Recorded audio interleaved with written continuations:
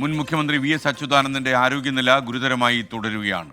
വെന്റിലേറ്ററിൻ്റെ സഹായത്തോടെയാണ് ഇപ്പോൾ ജീവൻ നിലനിർത്തുന്നത്. മേഘന മുരളി തിരുവനന്തപുരത്ത് നിന്ന് വിവരങ്ങളുമായി ചേരുന്നു. മേഘന, ഗുഡ് മോർണിംഗ്. പറയൂ. എനിക്ക് തോന്നുന്നു അതീവ ഗുരുതരമായി തുടരുകയാണ് അദ്ദേഹത്തിൻ്റെ ആരോഗ്യനില എന്നാണ് നമ്മൾ മനസ്സിലാക്കുന്നത്. വിവരങ്ങൾ.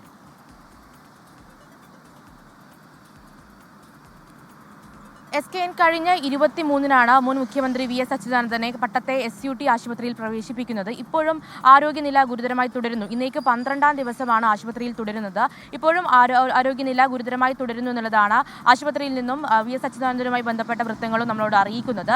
അതിൽ പ്രധാനമായും ഹൃദയ സ്തംഭനത്തെ തുടർന്നാണ് ആശുപത്രിയിൽ പ്രവേശിപ്പിക്കുന്നത്. പിന്നീട് വൃക്കയ്ക്ക് കാര്യമായ തകരാർ സംഭവിക്കുന്നു. അതുപോലെ തന്നെ അണുബാധ ബാധിച്ചിട്ടുണ്ട്. രക്തസമ്മർദ്ദവും സാധാരണ നിലയിലല്ല. അതാണ് ആരോഗ്യനില കൂടുതൽ വഷളാക്കുന്നത് എന്നുള്ളതാണ് ഇപ്പോൾ പറയുന്നത്. കൂടാതെ അവസാനം വന്ന മെഡിക്കൽ ബുള്ളറ്റിൻ അനുസരിച്ചും ആരോഗ്യനില ഗുരുതരമായി തുടരുന്നു. ഇന്നലെയിൽ നിന്ന് കാര്യമായ വ്യത്യാസമില്ല എന്നുള്ളതാണ് ഡോക്ടർമാർ അറിയിക്കുന്നത്. ഇപ്പോൾ തിരുവനന്തപുരം മെഡിക്കൽ കോളേജിൽ നിന്ന് അടക്കമുള്ള വിദഗ്ധ സംഘം അച്യുതാനന്ദനെ നിരീക്ഷിക്കുന്നുണ്ട്. അതുപോലെ തന്നെ ഇന്ന് ഉച്ചയ്ക്ക് ഒരു മെഡിക്കൽ ബുള്ളറ്റിൻ ചേർന്നും ആരോഗ്യസ്ഥിതി വിലയിരുത്തുമെന്നുള്ളതാണ് നമ്മൾ അറിയുന്നത്. എന്തായാലും മകൻ അരുൺകുമാർ പറയുന്നത് ആരോഗ്യവാനായി തന്നെ അച്ഛനെ തിരികെ കൊണ്ടുവരാൻ കഴിയുമെന്നുള്ളതാണ്. അത് ആരോഗ്യസ്ഥിതിയിലേക്ക് പൂർവ്വസ്ഥിതിയിലേക്ക് എത്തുമെന്നുള്ളതാണ് മകൻ അറിയിക്കുന്നത്. എന്തായാലും ഇപ്പോഴും വെന്റിലേറ്ററിൻ്റെ സഹായത്തോടു കൂടിയാണത്. അണുബാധ ബാധിച്ചതാണ് കുറച്ച് ഒരു ആരോഗ്യസ്ഥിതി ഗുരുതരമാക്കുന്നത്. പക്ഷേ ഇപ്പോഴും മരുന്നുകളോട് പ്രതികരിക്കുന്നുണ്ട്. അത് ഒരു നല്ല പ്രതീക്ഷ നൽകുകയും ചെയ്യുന്നുണ്ട്. എന്തായാലും ഇപ്പോഴും ആശുപത്രിയിൽ എപ്പോൾ ആശുപത്രി വിടാൻ കഴിയുമെന്ന കാര്യത്തിൽ നമുക്ക് നിശ്ചയമില്ല. പക്ഷേ പൂർവ്വസ്ഥിതിയിലേക്ക് എത്തുമെന്നൊരു പ്രതീക്ഷയാണ് ഡോക്ടർമാരടക്കം പങ്കുവയ്ക്കുന്നത്. എന്നിരുന്നാലും വെന്റിലേറ്ററിൻ്റെ സഹായത്തോടു കൂടി തന്നെയാണ് ഇപ്പോഴും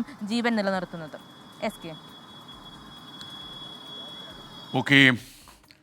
എന്തായാലും അദ്ദേഹത്തിൻ്റെ ആരോഗ്യനില അതീവ ഗുരുതരമായി തുടരുന്നു എന്നാണ് നമുക്ക് മനസ്സിലാക്കാൻ കഴിയുന്നത്.